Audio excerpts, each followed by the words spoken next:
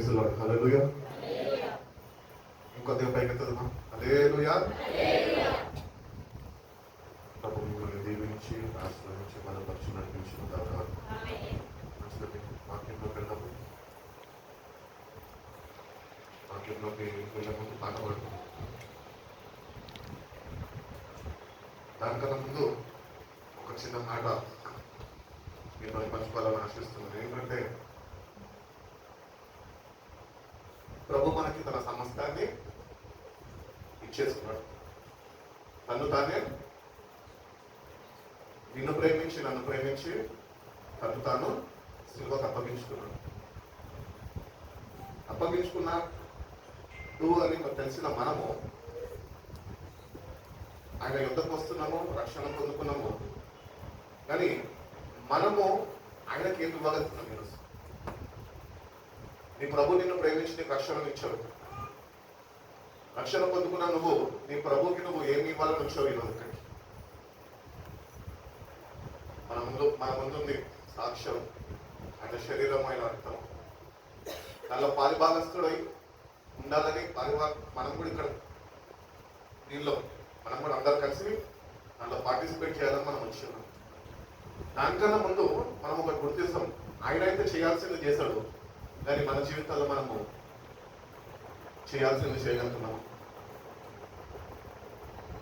మన జీవితంలో మనం చేయాల్సింది చేస్తేనే యోగ్యకరమైన రీతిలో ప్రభు వలన చేయబెట్టినప్పుడు అది ఎంచబడుతుంది. నువ్వేమైనా చెయ్యలేకుండా దాన్ని చేయబెట్టవుడు అది నీకు శాపాన్ని తీసుకొని వస్తుంది. కాబట్టి ఒకటి గుర్తిస్తాం, ఏంటి అంటే ప్రభుని దగ్గర నుంచి ఏం కోరుకుంటున్నాడు? ఒక ప్రసంగం వినక్కర్లే, ఒక ప్రసంగం వింటే మార్పు రాదు. మనం మారేటోళ్ళమో కాదు. నీకు తెలుసు ప్రభుకి ఏం కాదు. ప్రభుకి మన జీవితాల్లో ఏది ఎక్కువగా మన దగ్గర నుంచి ఆశిస్తున్నాడో ఆయనకు తెలుసు, మనకు తెలుసు. అది ఇవ్వడానికి వచ్చితే నువ్వు ఆశీర్వదింపబడతావు. నీ డబ్బులు ఇస్తే నీకు ఆశీర్వాదాలు రావు. మందిరంలో ఉండి కూర్చొని పాటలు పాడేస్తే ఆశీర్వాదాలు రావు. నువ్వు మొట్టమొదటిగా నీ జీవితంలో ఆయన నీ దగ్గర నుంచి ఏదైతే అడుగుతున్నాడో అది నువ్వు ఇవ్వగలిగితేనే ఆశీర్వాదాలు నేను వెంబడిస్తాయి. కాబట్టి ప్రభు నిన్ను నన్ను ఒకటి అడుగుతున్నాడు. ఏంటి తెలుసా? నీ హృదయంలో నాకు చోటు ఇవ్వమంటున్నాడు. ఉందా? ప్రభుకి చోటు ఉందా? ఉంటే మంచిదే, లేకపోతే సిద్ధపడు. వ్యర్థమైనవన్నీ చూసుకోలేసే లోపల నుంచి శుద్ధ హృదయము కలుగ చేయము అని చక్కగా పాడుకున్నాం. అవునా? అందరికీ మంచి ఇష్టమైన పాటనే. ఒక భక్తుడు అంటాడు, క్రైస్తవులు అబద్ధాలు ఆడవు, కానీ క్రైస్తవులు అబద్ధాలు పాడతారు. ఈరోజు మన జీవితం ఎట్లున్నది? వన్ గురించి నీకు అనవసరం. నీ సంగతి, నా సంగతి. కడుక్కోదానికి వచ్చా, హృదయాన్ని నిజంగా కడుక్కోదానికి వస్తే దేవుడు ఆశీర్వదిస్తాడు, అంగీకరిస్తాడు. ఏదో వచ్చేసి వేషధారణగా ఆరాధన కదా, పాడాలి కదా, వచ్చిన పాటలే కదా అని దాని అర్థము భావము తెలియకుండా నువ్వు పాడితే అది నీకేమాత్రము ప్రయోజనకరంగా ఉండదు. శుద్ధ హృదయము కలుగజేయమని పాడిన మనము నిజంగా అట్టి విశ్వాసము, అట్టి విధేయత, అట్టి లోబడే మనసుతోని ఆయన యుద్ధకు వచ్చినప్పుడే ఆయన నిన్ను కడగలుగుతాడు. లేకపోతే ఆయన కడగడు. నువ్వు కడుక్కోడానికి ఇష్టపడకపోతే నిన్ను నువ్వు మోసపరుచుకుంటున్నావు. నువ్వు చేస్తున్న క్రైస్తవ భక్తి నిన్ను మోసం చేస్తుంది. నువ్వు పాడుతున్న పాటలు నిన్ను మోసపరుస్తున్నాయి. అందుకనే వాక్యము స్పష్టంగా చెప్తున్నది. ఏమని చెప్తుంది? మోసపోకుడి, దేవుడు ఎవడు ఏం నిమిత్తనో అనగాగ్రత ఉండాలి. దేవుని సన్నిధికి వచ్చిన ఇక్కడ మనుషులు లేరు, దేవుడు ఉన్నాడు. మనుషులను చూడడానికి రాదు మందిరానికి, మనుషుల యొక్క వివరాలు తెలుసుకోవడానికి మందిరానికి రాదు. నువ్వేంటి, నీ ప్రభుతో నీకుంటున్న సావాసం ఏంటి, అది తెలుసుకో. అది తెలుసుకొని వస్తే కనుక నీ సావాసం బలపరచబడుతుంది, నీ జీవితం బాగుపడుతుంది, నీ జీవితంలో దేవుడు నూతన కార్యాలు చేయగలుగుతాడు. నీ ఇష్టానుసారం నువ్వు నిర్ణయాలు తీసుకొని అది దేవుని చిత్తం అంటే దేవుడిని అవమానపరుస్తున్నావు. మళ్ళా భక్తులం అందరానికి వస్తాం చక్కగా వైట్ షర్ట్ వేసుకొని, చూడగానే బా అనిపిస్తుంది, కానీ లోపల ఏమున్నది? బైబిల్ చెప్తున్నాడు, యేసుప్రభు అంటున్నాడు, మీరు ఎట్టి రీతిగా ఉన్నారు అంటే మనమంట సున్నము కొట్టిన సమాధుల వల్ల ఉన్నామంట. చూడడానికి బయట తెల్లగా ఉన్నాం, బాగానే ఉన్నాం, భక్తి పరంగా మంచిగా ఉన్నాం, కానీ లోపల లేదు భక్తి. ఈరోజు ఎందుకు మనం కడుక్కోవాలి తెలుసా? ఆ భక్తి బయట చేయడం అలవాటు అయిపోయింది మనకి, భక్తి లోపల చేయడం నేర్చుకోవాలి. మనం పూర్ణ హృదయంతో ఏంటని ఆరాధించడం నేర్చుకోవాలి. పూర్ణ హృదయంతోని దేవుని వాక్యం నువ్వు ఎట్లా రిసీవ్ చేసుకోవాలో నేర్చుకోవాలి. దేవుడు చూసి చూసి అలసిపోయి ఉంటాడు మన జీవితాన్ని. పైకి భక్తి పనులు కానీ దాని శక్తిని చెప్పాలి. పొందుకోలేదండి, ఇంకా ఎప్పుడు పొందుకుందాం? నేడే రక్షణ దినమంటాం కాబట్టి దేవుని సన్నిధికి వచ్చిన మనము దేవుని అడుగుదాం, నిత్యమైన భక్తి నాకు నేర్పించి నీ శక్తితో నన్ను నింపు. కీర్తన చదువుతున్నాం, నీ ఆత్మని నా యుద్ధ నుంచి నువ్వు తీసివేయకొని కీర్తనకారుడైన దావీదు మహారాజు నాకు చక్కటి కీర్తన ఆయన మన ముందు మనం ఆరాధన జరుగుతుంటే వాయిద్యాలు వాయింపబడుతుంటే ఆత్మ దిగిరాదు. ఆత్మ ఇప్పుడు పొందుకుంటూ తెలుసా? నీ హృదయం పెరిగినప్పుడు, నీ పాపాలను నువ్వు గుర్తించినప్పుడు, ప్రభు దగ్గర ఒప్పుకున్నప్పుడు, ఆయన అసలు రక్తంతో నేను కడిగినప్పుడు ఆత్మతో నింపబడతాను. కాబట్టి దేవుడు మనకి చేయాల్సిందంతా చేసేసాడు. ఈరోజు మనమైన కొరకే మనం చేస్తామేమో అని నీ వైపు నా వైపు మన వైపు చూస్తున్నాడు. వాటి ప్రభు చెప్తాం, కళ్ళు వస్తున్నాం, మళ్ళీ చేపి తగ్గుతుండగా ప్రభు చేసిన త్యాగాన్ని జ్ఞాపకం చేసుకోబోతుండగా పాట పాడుతుండగా నన్ను సిద్ధపరచు ప్రభు. నిజమైన రక్షణ ఆనందమును నాకు అనుగ్రహించు ప్రభు. నా మీద ఉన్న ప్రతి ఒక్క శాపముని నన్ను కొట్టిపోయి ప్రభు. మరణ భయం నుంచి నన్ను తప్పించు ప్రభు అని ప్రతి ఒక్కరు తగిన సిద్ధపాటు నాకు ఇవ్వు ప్రభు అని ప్రార్థన చేసుకున్నాను. ఏమి ఇవ్వగలనయ్యా నా యేసయ్య నీవు చేసిన మేలులకై అన్న పాట పాడుతుండగా దాన్ని అర్థం చేసుకొని నిజంగా నీ హృదయ అంతరంగాల్లో నుంచి నువ్వు దేవునికి పాడగలిగితే కనుక దేవుడు నీ హృదయ అంతరంగంలో ఒక మార్పుని కలుగ చేస్తాడు. ఒకటి దేవుడు నడు ప్రశాంత్ పాడదాం.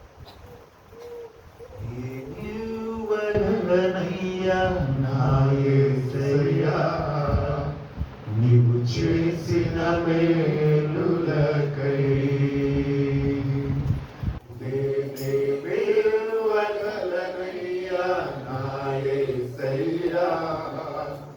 నీవు చేసిన మేలులకై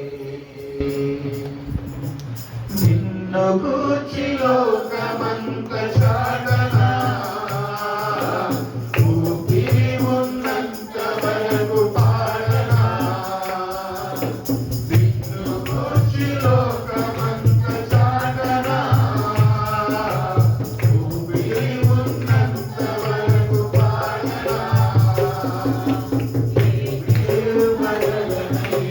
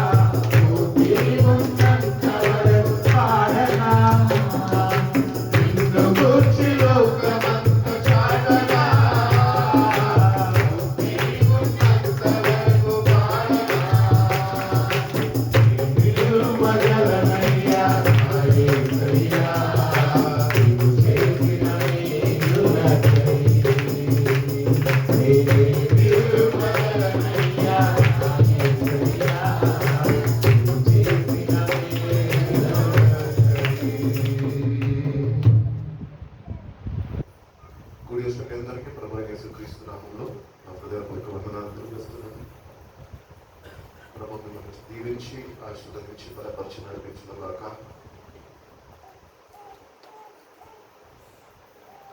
ఈరోజు కమ్యూనియన్ సండే. కమ్యూనియన్ సండేలో మనందరము ఇక్కడ కూడుకొని ఉన్నాం. ఎందుకు మనం ఇక్కడ కూడుకున్నామంటే ప్రభువులో మనందరం ఒకటే. ప్రభువు మనందరికీ ప్రభునే. నాకు తెలుసులే నీకు తెలుసులే కాదు, మనము ఆయన శరీరాన్ని పంచుకోవడానికి వచ్చిన ఈరోజు. ఆయన కార్చిన రక్తాన్ని మనము భుజించడానికి వచ్చినాము, తాగడానికి వచ్చినాము. కాబట్టి ఈ కమ్యూనియన్ సండే అనేది ఎందుకు ఇట్టి రీతిగా సిద్ధపరచబడుతుంది అంటే, ఇది ఎట్టి రీతిగా మనకి అనుగ్రహించబడ్డది అంటే, మనం ఎక్కడికి వెళ్ళిపోవాలి తెలుసా? గెత్సెమనే తోటలోకి వెళ్ళిపోవాలి. అక్కడ నేను ఈ భారాన్ని మొయ్యలేను అని తండ్రికి మొర పెట్టుకుంటూ ఉంటాడు. మొర పెట్టుకున్నప్పుడు వెంటనే ఆయనకు జ్ఞాపకం వస్తుంది ఏంటంటే, నా ఇష్టం కాదు నేను చేయడానికి వచ్చింది, నీ ఇష్టము సిద్ధింపచేయి. తండ్రి అయిన దేవుని చిత్తము కుమారుడు నెరవేర్చినాడు కనుకనే ఈరోజు ఇది మన చేతికి అందింపబడ్డది. అందింపబడ్డ మనము దేవుని చిత్తాన్ని నెరవేర్చే వారిగా మనం ఉంటున్నామా? What is God's will? అసలు దేవుని చిత్తం అంటే ఏంటి? దేవుని చిత్తం ఏమై ఉన్నది తెలుసా? అంతలో అందరూ మారు మనసు పొంది రక్షింపబడాలి. మారు మనసు లేకుండా రక్షణ లేదు.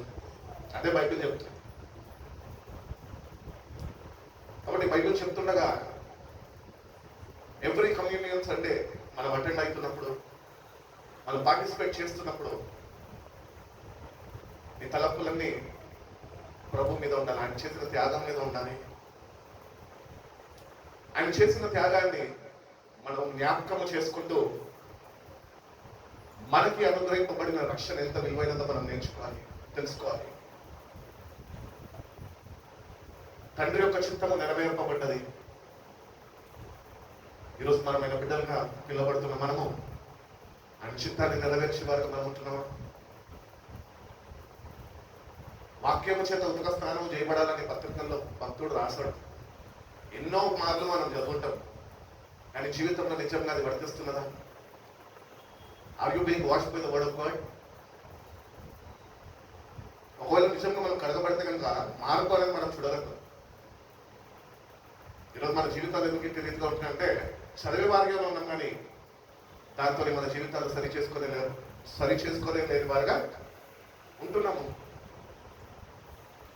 కాబట్టి ఇంటి రీతిగా ఉంటే దేవుడు ఏం చెయ్యలేడు. దేవుడు ఏమన్నా చెయ్యాలి అంటే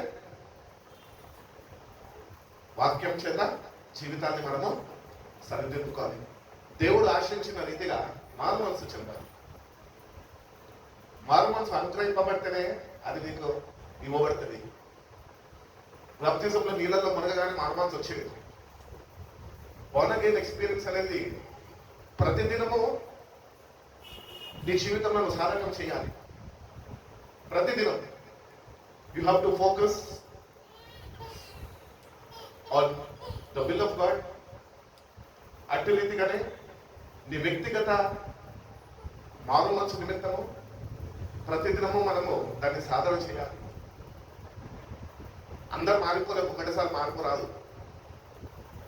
ప్రభుత్వాన్ని సావాసము చేస్తుండగా, ప్రభుత్వాన్ని గడుపుతుండగా, వాక్యంలో ఎదుగుతుండగా, విశ్వాసంలో బలపరచబడుతుండగా ఆ మారు మనసు అనేది దేవుడు నీకు ఇస్తాడు. అదే వాక్యంతో ఉత్క స్నానం చేయబడ్డం అంటే. కాబట్టి దేవుడు నీ దగ్గర నుంచి, నా దగ్గర నుంచి ఒకటి చెప్తున్నాడు. నువ్వు పాపిని, మనందరం పాపులమే.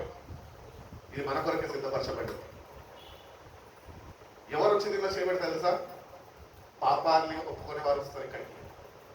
మనలాంటి వేషధారులు రాదు. ఏదో ఆచారం వచ్చేసి చేసుకోవడం కాదు. నిజంగా పాపాలు ఒప్పుకొని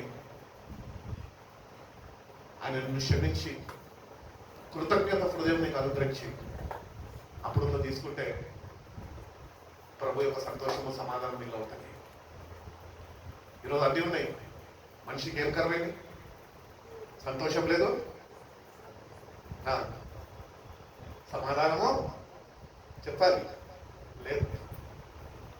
ఒకటి లోకం మొత్తము సంపాదించుకొని వాడి ఆత్మని పోగొట్టుకుంటే ఏమి ప్రయోజనం? నీ ఆత్మ కాపాడబడాలంటే ప్రభు అనుగ్రహిస్తున్న సంతోషము సమాధానము రెండు కాళ్ళు లాంటివి క్రైస్తవుడికి. అవి కలిగి ఉంటేనే ఆడ పరలోక రాజ్యం చేరగలుగుతాడు. ఈరోజు మనం చేరగలుగుతున్నామా? పాట పాడుకుంటాం. ఏమని పాడుకుంటాం? సంతోషమే సమాధానమే, సంతోషమే సమాధానమే. పాడే క్రైస్తవులు కదా? పాడే క్రైస్తవులు ఉన్నవా? నిజంగా దేవుని సంతోషాన్ని అనుభవించి ఇతరులకి పంచిపెట్టే క్రైస్తవుడుగా ఉంటున్నవా? వాక్యం అనే అర్థము మన ముందున్నది. మన వాక్యం అనే అర్థంలో చూసుకోం, కానీ మన ఇంట్లో అర్థంలో చాలాసేపు టైం గడుపుతుంటాం. ఎందుకు? ముఖం మీద ఎక్కడైనా మచ్చ ఉంటుందేమో. కానీ వాక్యం అనే అర్థంలో నీ మచ్చలు లోపల నువ్వు కనిపిస్తాయి. నువ్వు చదవాలి, అది నీకు చూపిస్తుంది, నిన్ను గద్దిస్తుంది, నిన్ను హెచ్చరిస్తుంది, జీవితం బాగు చేసుకో అని చెప్తుంది.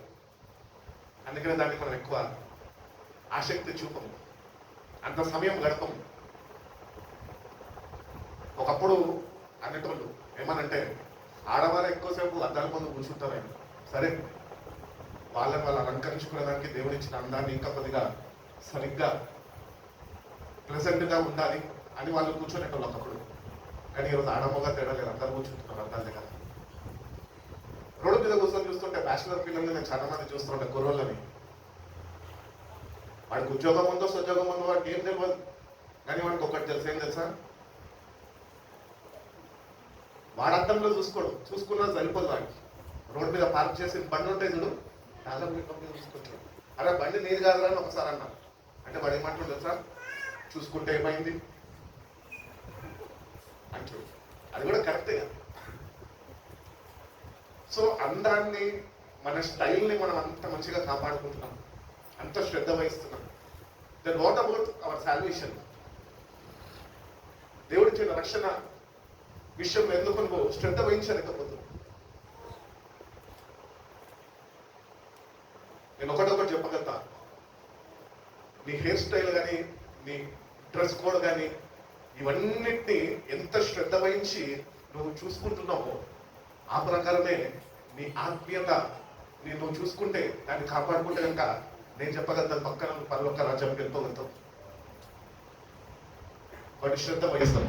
దేవుని వాక్యం మీద శ్రద్ధ వహించి ఆయన చేసిన త్యాగాన్ని మనం జ్ఞాపకం చేసుకొని, ప్రభువా నా జీవితాన్ని నువ్వు మార్చేయాలి. క్రీస్తు యొక్క రాకడలో మనం ఎప్పుడు ఎత్తబడతాం తెలుసా? ఆయన పోలికగా మార్చబడినప్పుడే. క్రైస్తులందరూ కాదు, ఆయన పోలిక కావాలి మనకి. ఆయన పోలికల్లో నువ్వు నేను మార్చబడాలంటే ప్రభువుని మనం అర్థం చేసుకోవాలి. మనుషులు అర్థం కాదు మనకి. ఎందుకు? ఏక మనసు లేదు కాబట్టి, ఏకాత్మ లేదు కాబట్టి మనుషులు అర్థం కాదు. ఒక్కొక్కరి ఒక్కొక్క అభిప్రాయాలతో ఉన్నారు, ఒక్కొక్కరు ఒక్కొక్క తలంపులతో ఉన్నారు. ఇటు రీతిగా సంఘం ఉంటే సంఘము ఎత్తబడదు. మేడగది అనుభవం కావాలి ఆ సంఘంలో. అటు రీతిగా నీ వ్యక్తిగత జీవితంలో కూడా నీకు మేడగది అనుభవం కావాలా, ఏక మనసు కావాలి. కుటుంబంలో, సంఘ సావాసంలో ఏక మనసు లేకుండా నువ్వు ఎన్నిసార్లు పరిశుద్ధాత్మను నువ్వు ఉచ్చరించిన నీ నోటితోని ఆయన రాడు నీ దగ్గరికి. ఏక మనసు. అందుకనే సంఘానికి వచ్చినప్పుడు మన తలంపులు కాదు, దేవుని తలంపు ఏంటి, ఆ తలంపుతోనే మనం నింపబడాలి. ఆ తలంపుతోని మనం నింపబడాలంటే మనం ఆయనకి అప్పగించుకోవాలి. ఎప్పుడైతే సంఘము ఏక మనసుతో ప్రార్థన చేస్తుందో సంఖ్యలు విడిపోయినాయి తెలుసు మనందరికి. ఈరోజు మన ఇంట్లో సమస్యలు విడిపోకుండా ఉండడానికి కారణం ఏంటి? ఐక్యత లేదు, ఏక మనసు లేదు. మన క్రైస్తవ కుటుంబం లేదు. తల్లితో సమాధానం ఉండదు, తండ్రితో సమాధానం ఉండదు. వాళ్ళేమో అటు చర్చికి పోతారు, వీడేమో ఇటు చర్చికి పోతారు. వాళ్ళని వాళ్ళు మోసపరుచుకుంటలేదు. అర్థమవుతుంది కదా మనకి. మధ్యలో ఎవరు మోసపోతున్నారు? వాడంతే ఉంటాడు, నేను కూడా అట్లనే ఉంటాను. సరే, వాడు మోసపోయి నువ్వు కూడా మోసపోతావు అంతే. అందుకనే జాగ్రత్తగా మన జీవితాలు మనం చూసుకుందాం. దేవుడిచ్చిన రక్షణ విలువైనది, దాన్ని కాపాడుకునే కృపని ప్రతిదినం ఆయన దగ్గర నుంచి మనము పొందుకోవాలి. దేవుడి దగ్గర పొందుకొని దేవుడు చేసిన, దేవుడు పలికిన ప్రతి ఒక్క మాటని మనం ధ్యానించే వారమై ఉండాలి. ఆ ప్రకారం ధ్యానించిన మనము ఆ ప్రకారం మన జీవితము మార్చుకునే అయి ఉండాలి. వాక్య ధ్యానం ఎందుకు చేయం తెలుసా? జీవితాలు మారుస్తాయి, మారబడతాయి. వాక్యం మార్చేస్తుంది మనిషిని. అందుకని వాక్య ధ్యానం ఎవరు చేయరు. ఎందుకంటే వాళ్ళ అభిప్రాయం ఏంటి? నేను ఇంతే, ఇంకేం లేదు అక్కడ. నేను ఇంతే అంటున్నావు, కానీ నీలో ఉన్నవాడు నీకు తెలుసా? దేవుడు ఉన్నాడో దెయ్యం ఉందో నాకైతే తెలియదు. దెయ్యం ఉంటే కనుక తప్పక నేను మోసం చేస్తుంది. అది భక్తి అనే ముసుగు కింద మోసం చేసేస్తుంది. మనం అనుకుంటుంటాము, మందిరానికి వెళ్తున్నాం కదా, ప్రార్థన చేసుకుంటున్నాం కదా, శుక్రవారం ఉపవాసం ఉంటున్నాం కదా. You are comfortable with your life, but is God comfortable with you? ఒక వ్యక్తి మన దగ్గర ఉండాలంటే ఆ వ్యక్తికి అనుకూలంగా మనం ఉండాలి. ఈరోజు అనుకూలంగా లేదు మనకి. దేవుడు మనతో ఉండడానికి ఇష్టపడుతున్నాం, కానీ మన జీవితాలు మార్చుకోకుండా ఆయన నుంచి ఉండమంటే ఉండడు. ఆయనకి మన జీవితాలు అనుకూలంగా మారిపోతేనే ఆయన మన దగ్గరకు వచ్చి ఉంటాడు. బైబిల్లో దేవుడు ఎన్నో వాగ్దానాలు చేశాడు, ఎన్నో ప్రామిసెస్ చేశాడు. ఆ ప్రామిసెస్ అన్ని ఫుల్ఫిల్ అవ్వాలి అంటే ఫస్ట్ మనం దేవునికి అనుకూలంగా ఉండాలి. దేవుని చిత్తాన్ని నెరవేర్చే వారిగా ఉండాలి.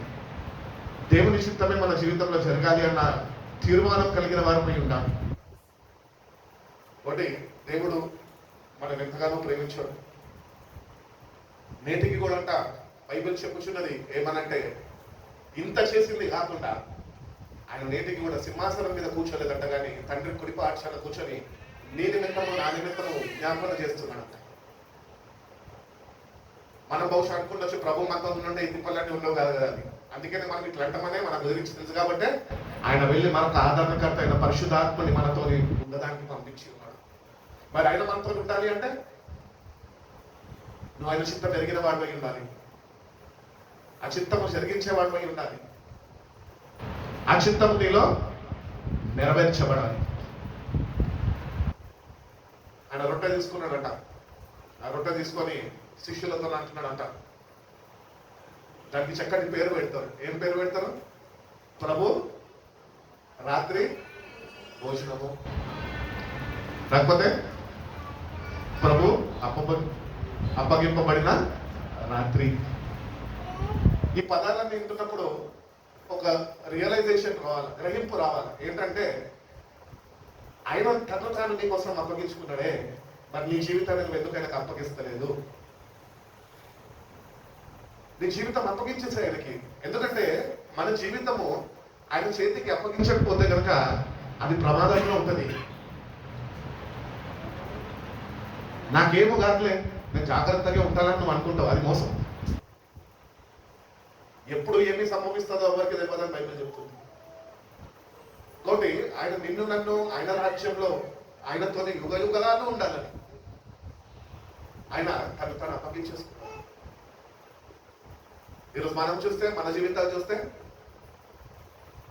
ఎన్నో విషయాల్లో మనం తప్పిపోయి ఉన్నాం. ఒక్కొక్కడిగా ప్రతి దినము నువ్వు ప్రభు దగ్గర ఒప్పుకుంటూ వస్తే నీ జీవితం నువ్వు ఆయనకు ఎట్టి రీతిగా అప్పగించాలని నీకు నేర్పిస్తాడు. మన జీవితం ఆయనకు అప్పగించుకోకుండా ఈ లోకం వైపు ఉండి దేవుణ్ణి ఆరాధిస్తే కనుక దేవుడు ఏమి చెయ్యలేడు.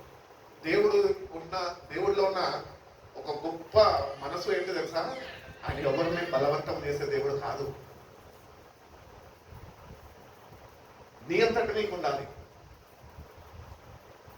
నా ప్రభుని నేను పట్టుకోవాలి, నా ప్రభుని నేను కలిగి జీవించాలి, నా ప్రభుతోనే నేను నడవాలి. ఇవన్నీ మనం గ్రహించాం.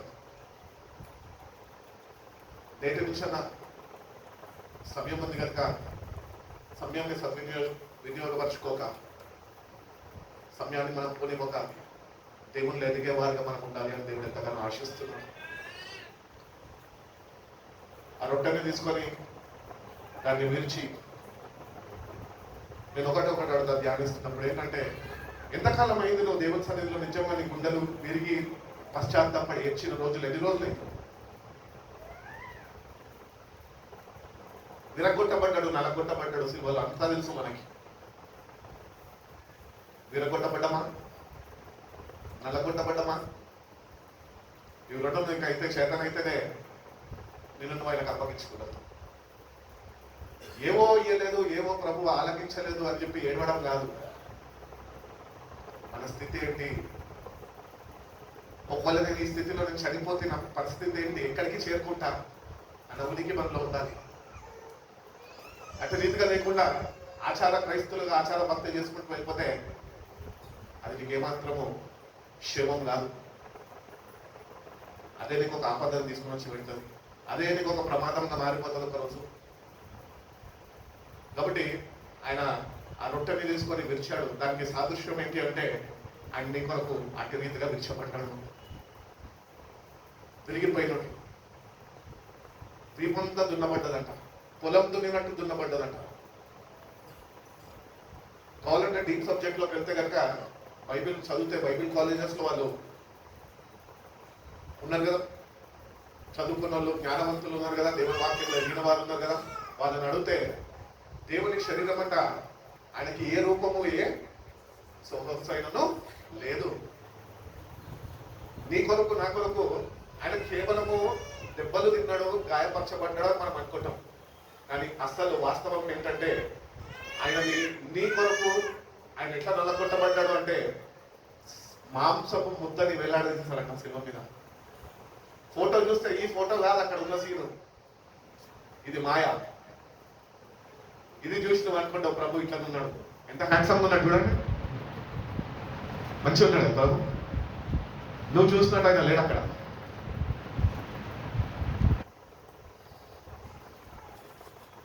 కాబట్టి అటు రీతిగా మన జీవితాలు కూడా నలగొట్టాలి ప్రభు సన్నిధిలో.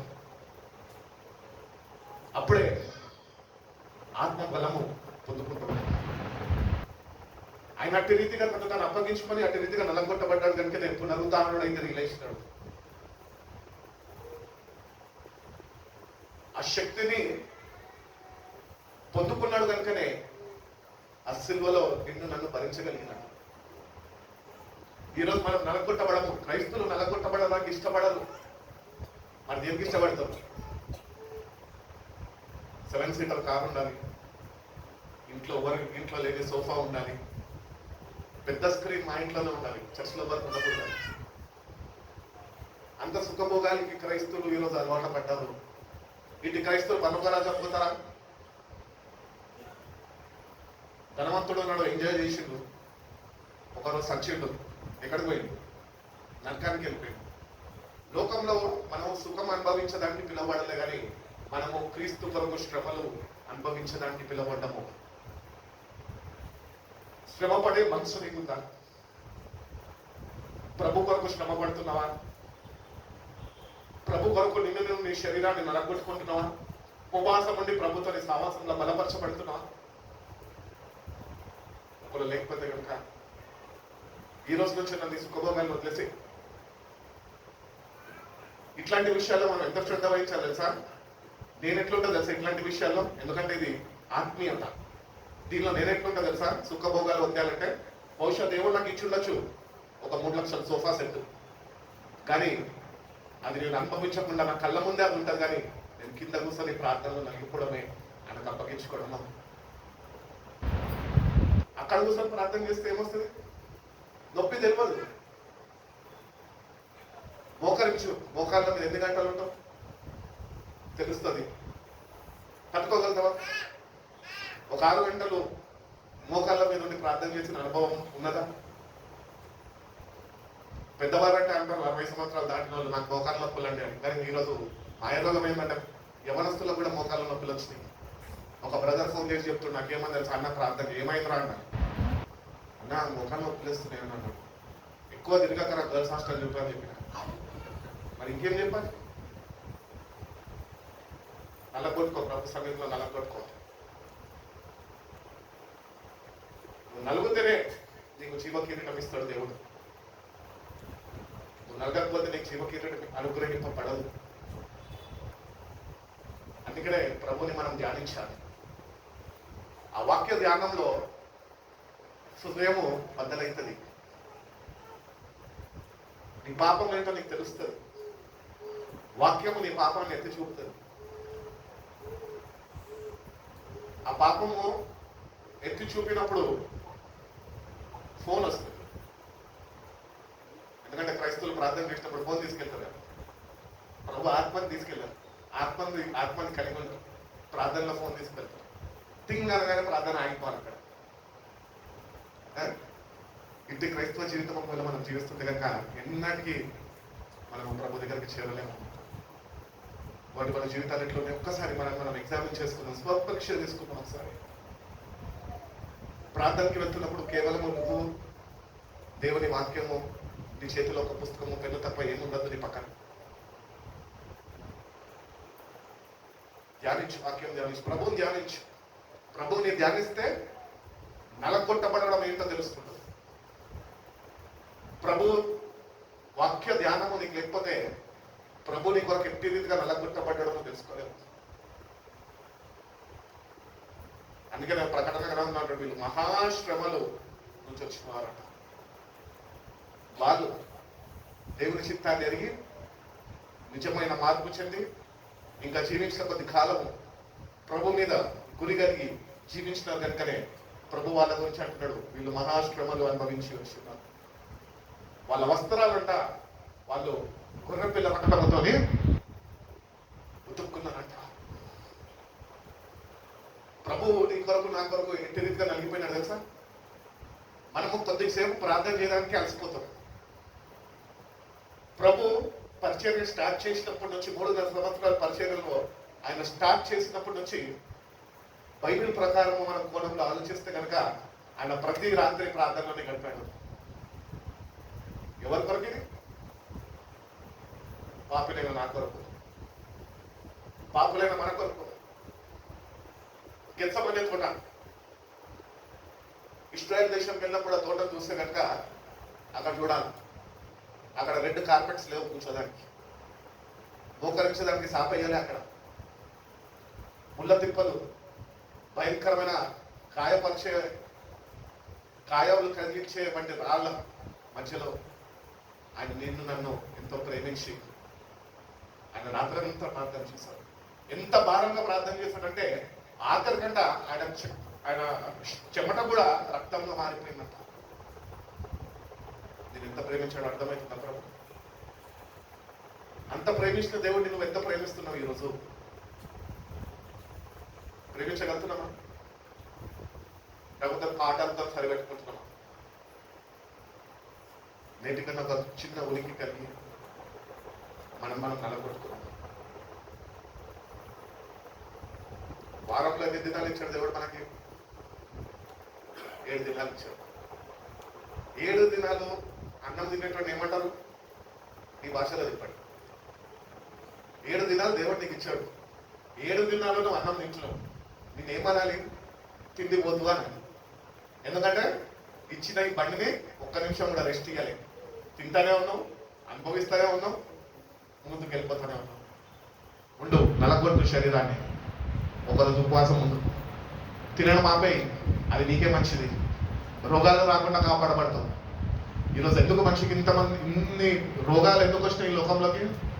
మనిషి నోరు కట్టుకోలేడంట. అందుకనే అర్థమవుతుంది కదా, మనిషి నోరు కట్టుకోలేకపోతున్నాడు. ఆ నోటిని కట్టుకోవడం నేర్చుకోవాలంటే నువ్వు ప్రార్థనలో గడపాలి. నువ్వు నలగొట్టబడాలి అంటే నువ్వు ప్రార్థన చేయాలి. ఎటువంటి సన్నిహితంలోకి వెళ్ళాలంటే ప్రభుత్వని ఆయన స్వయాన నీ దగ్గరికి దిగి రావాలా. అంతసేపు ప్రార్థన నలగాలి. మనకి ఒక అలవాటు ఏంటంటే ప్రభు పేరు పెట్టుకుంటాము, అరగంట ప్రార్థన చేసుకుంటాం. బా, ఇది మన క్రైస్తవ జీవితము. కానీ ఆయన నీకు స్థానం ఇవ్వాలని తను తాను కల్వరి శిలువలో నలగొట్టుకున్నాడు, అటు రీతిగా ప్రార్థన జీవితంలో కూడా తను తాను నలగొట్టుకున్నాడు. ఈరోజు నలగొట్టబడదు. ఒక్కరోజు ప్రభుకి ఇవ్వలేదా? మా ఇంట్లో అయితే ఒక చిన్న రూల్ ఏంటి తెలుసా? Friday stove అంటించద్దు. షుగర్ పేషెంట్లు ఉంటే ప్రార్థన అయినాక తింటాం, దేవుడు కాపాడతాడు. ఒకవేళ పోయినా పరలోకంకే పోతారు, ఏం కాదు. ఎందుకంటే ప్రభు కొరకు నీ జీవితాన్ని నువ్వు అంకితం చేసుకొని తీర్మానం కలిగి జీవిస్తున్నావు కనుక నలగొట్టుకుంది మన జీవితాన్ని. నేను ఉపవాసాలు ఉంటాను. ఎందుకు ఉంటాను తెలుసా? ఏమో రాబోయే రోజుల్లో ఉండలేని పరిస్థితులు వస్తాయేమో అని నాకు అనుకూలంగా ఉన్నప్పుడే నా ప్రభువులో నేను బలపడుతూ ఉంటాను. తిను అని వస్తే ప్రేరేపిస్తుంటారు పక్కకెళ్ళి. రేపు కమ్యూనియన్ సండే ఉందండి, నేను తినానండి అంటే పొద్దున్న టిఫిన్ ఉంది, కొంచెం స్వీట్ ఉంది, తిను అంట. ఇవన్నీ శోధనలు కాదా? శోధనలే. ఎక్కడి నుంచి రావు శోధనలు? మా అమ్మ దగ్గర నుంచి, భార్య దగ్గర నుంచి, పిల్లల దగ్గర నుంచి. డాడీ ప్లీజ్ డాడీ, తిని డాడీ అంటాం. అక్కడ ఏమైపోతున్నాం అంటే క్రమం తప్పిపోతున్నాం, ఉండలేకపోతున్నాం, శరీరము లొంగ తీసుకోలేకపోతున్నాం. శరీరం ఎప్పుడు కావాలి అంటారు, లేకపోతే ఆకలి అంటారు. ఈ రెండింటిని నువ్వు కంట్రోల్ చేసుకుంటే కనుక దేవుడు తన ఆత్మీయ ఆహారముతో నేను నింపుతాడు. అందుకనే ప్రభు కూడా అన్నాడు, ఏమన్నాడంటే దేవుని నోట నుంచి వచ్చే మాట వల్ల వాడు జీవిస్తాడంట, రొట్టె వల్ల కాదు. అంటే మనం తినేటోళ్ళం ఏంటి? చచ్చిన వారు దేవుని దృష్టిలో. కాబట్టి మన శరీరాన్ని మనము నలగొట్టుకున్నాం, ప్రభు కొరకు నలగొట్టుకున్నాం. ఆయన నీ కొరకైనా నన్ను నలగొట్టుకున్నాం. మనం నలగొట్టుకొని ప్రార్థనలో ఉండి, ప్రార్థనలో ఎదిగితే, వాక్యంలో ఎదిగితే క్రీస్తు అనే బండ మీద నువ్వు స్థిరపరచబడగలుగుతావు. అప్పుడు నేను వాడు కదల్చలేడు. అపవాది దగ్గరకు వచ్చిన వాడు నేను ఏమి చేయలేడు. ఎందుకు? నీలో దేవుని శక్తి ఉంది. అందుకనే భక్తుడు అంటూ ఉంటాడు, మోకాళ్ళు నల్లబడితే ముఖము తెల్లబడుతుంది. మనం ఏది నల్లబడని ముందు తెల్లగా ఉండాలి. కొంచెం మోకాలు నల్లగైందనుకో, దానికి సన్ స్క్రీన్లు పూస్తూ ఉంటాం. ఎండ దెబ్బ తగిలి ఇంకా నల్లగా అయిపోతుంది.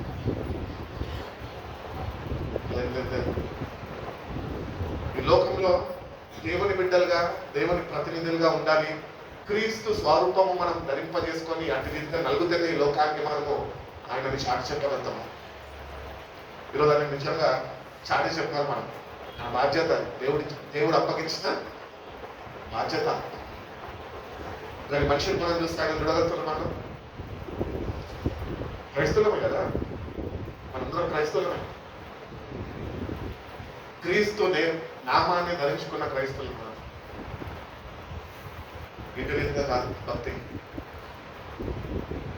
దేవుడు నడుపు, నేను ఎట్లా భక్తి చేయాలో నాకు నేర్పించు ప్రభా. ఎట్టి రీతిగా వాక్యం అనేది ధ్యానించాలో నాకు నేర్పించు ప్రభా.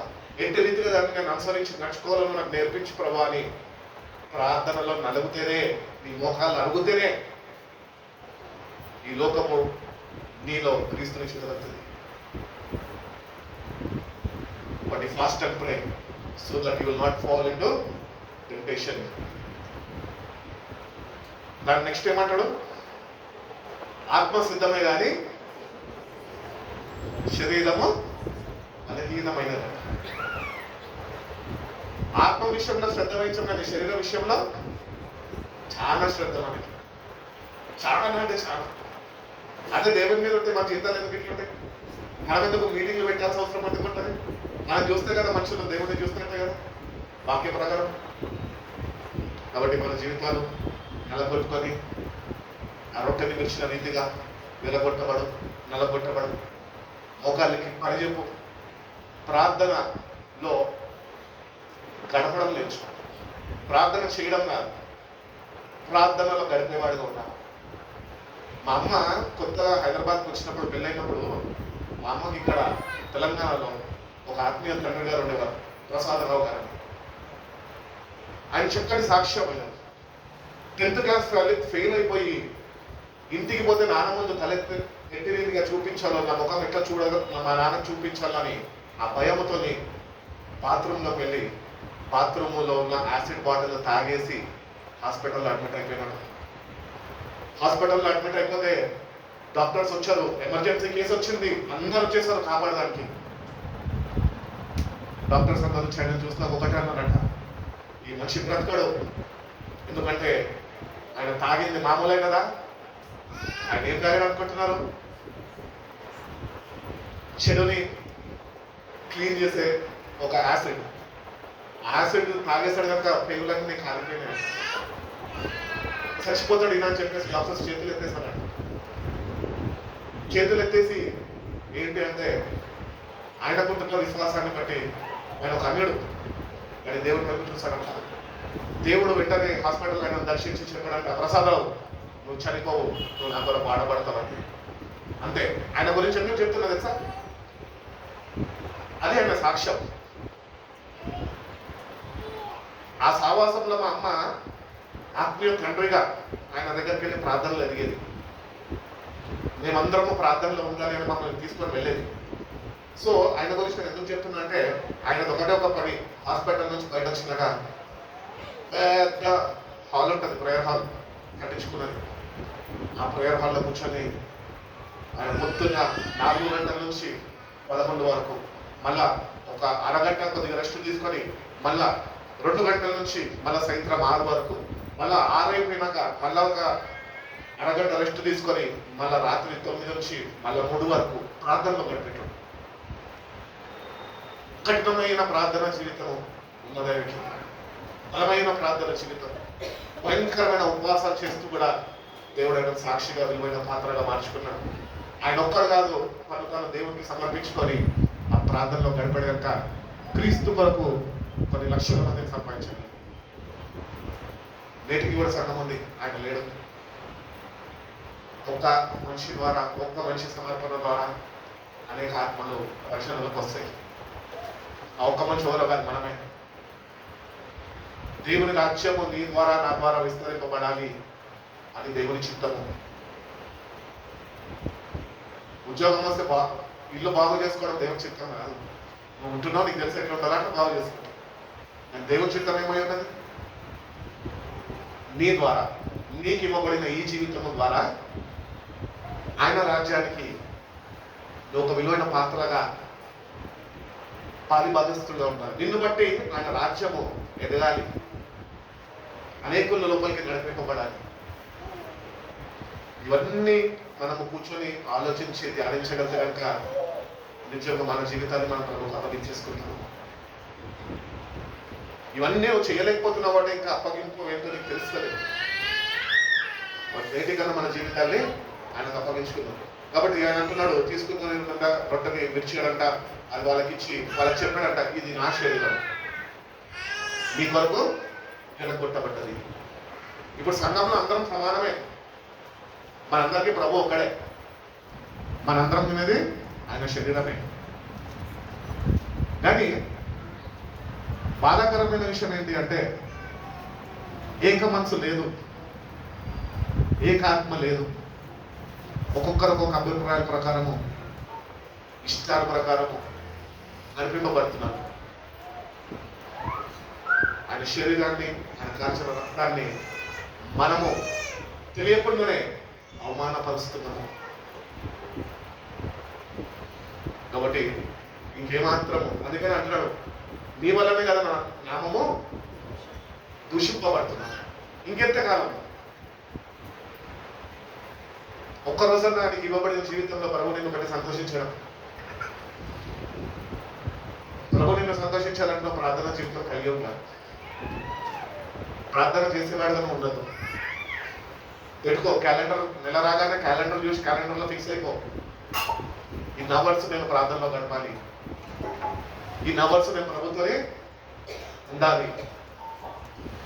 ప్లాన్ చేసేసుకో, గడుపు, ప్రభుత్వం గడుపు. మార్పు ఏంటో నీకే తెలుస్తుంది. ఆ మార్పే దేవుడికి ఇవ్వాలని ఆశపడుతున్నాడు, నాకు ఇవ్వాలని ఆశపడుతున్నాడు. విధేయత చూపి మనం లోబడితే ఆయన మనల్ని ఆశీర్వదిస్తాడు, మనం వర్ధిల్లింప చేస్తాడు. ఈరోజు మనం వర్ధిల్లడం అంటే ఏమనుకుంటున్నాము? ₹1,00,000 నుంచి 3 లక్షలు సాలరీ రావాలి, వర్ధిల్లింపబడమా? కాదు. దేవుడు ఇవ్వాలంటే ఎంత ఇవ్వగలుగుతాడు, ఎంత తీసేయగలుగుతాడు. ఎందుకంటే అంతే ఆయనదే. కీర్తన చెప్తున్నది ఏమనంటే sir, the earth and everything in it is his. మనదంటూ ఏమన్నది? ఆ భూమియు దాని సంపూర్ణతయు ఆయనదే అంట. వాటి ఎక్కడ వర్ధిల్లుతున్నావు? దేవుడు ఎక్కడ వర్ధిల్లాలని ఆశపడుతున్నాడు తెలుసా? ఆయనలో వర్ధిల్లు. ఆయనలో వర్ధిల్లుతే అనేకులను నేను నడిపిస్తాను ఆయన దగ్గరికి. నువ్వు నమ్ముకుంటే సరిపోదు. రక్షణ నీ కుటుంబంలో నువ్వు పొందుకుంటే సరిపోదు.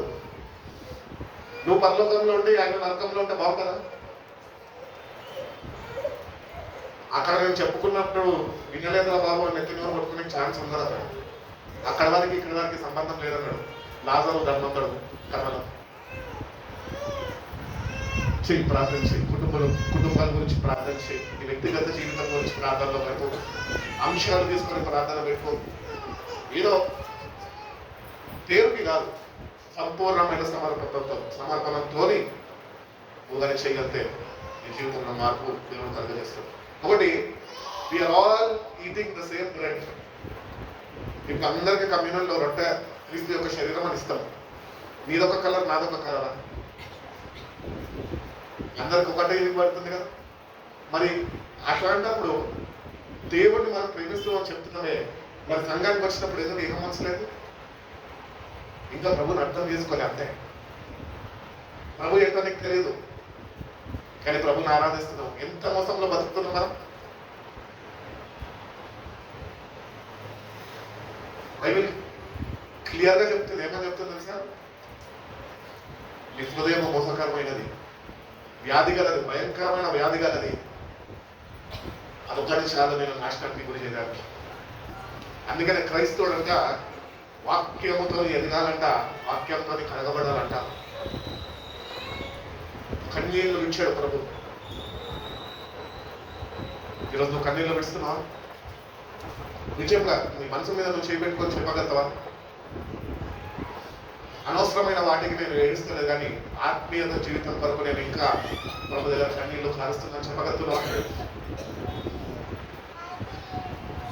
ఆయన కొరకు వర్తిల్లు, ఆయనలో వర్తిల్లు.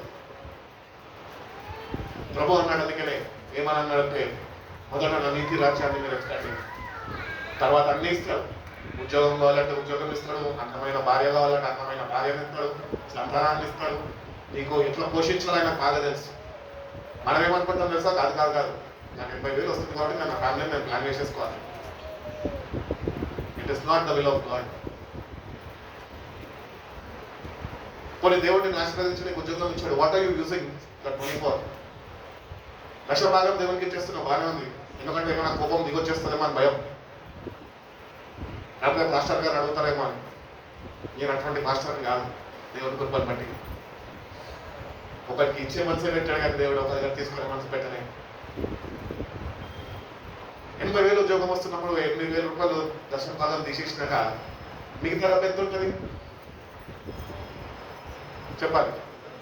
72,000 అక్క. ఎంత నాకు కూడా వస్తుంది ఇప్పుడు మీతో నుండి, మీ సావాసంలో నుండి. ఎందుకంటే లెక్కలు రావు నాకు, మా ఇంట్లో కూడా తెలుసు. 72,000. ఆ 72,000లో సరే పిల్లలు ఉన్నారనుకో, డైపర్లు ఇవి అవి కొంటారు. సరే అన్నిటి ఖర్చులు అన్నింటిలో ఉంటాయి, అన్నింటిలో సమానంగా పనిచేసుకుంటారు. కానీ ఆ 72,000లో ప్రభు కొరకు ఏమి ఇస్తున్నారు? ఆయన దగ్గర దిగిచ్చాడు. తీసుకొని వచ్చి ముష్టి 8,000 ఇచ్చేస్తే అయిపోయిందా? Use your resources in a wise way. ప్రభు కొరకు వాడబడాలి. అంటే తెచ్చి నాకు ఇచ్చేమని అడుగుతలేదు, నాకు వద్దు కూడా. కాబట్టి everything you are accountable to him. నువ్వు ఇవన్నీ ఎప్పుడు చేయగలుగుతావు తెలుసా? నీ ప్రభుని నువ్వు తెలుసుకున్నప్పుడే, ప్రభు చిత్తం ఏంటో నువ్వు ఎరిగినప్పుడే, ఆయనతో ప్రతి దినము నువ్వు నిలిచి ఉన్నప్పుడే ఇంటి రీతిగా నువ్వు చూపించగలుగుతావు. రక్తం కార్షం విలువ పెట్టి కొనబడ్డవారు అని వాక్యం చెప్తుంది. మన విలువ మనకు తెలుసా? ముంగటువంటి చూసి నీ విలువ ఎంత రా అని తెలుగుతాం. అసలు ఫస్ట్ తిట్టేటువంటి విలువ వాటికే తెలియదు. కాబట్టి మనము విలువ పెట్టుకున్నబడ్డాం. రక్తాన్ని చిందించాడు. ఈరోజు మంచిగా పుష్టిగా 3 పూటలు తింటారు, 4 పూటలు తింటారు, 3 నెలలు మంచిగా ఆరోగ్యము పొందుకుంటారు. రక్తదానానికి పోయి ఫోటోలు తీసి పెట్టుకుంటారు.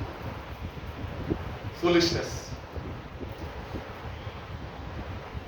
మన జీవితాన్ని మార్చుకుంటాం. క్రీస్తు కార్చిన రక్తం చేత మనం కడగబడితే మారు మనసు నీకు అనుగ్రహింపబడుతుంది.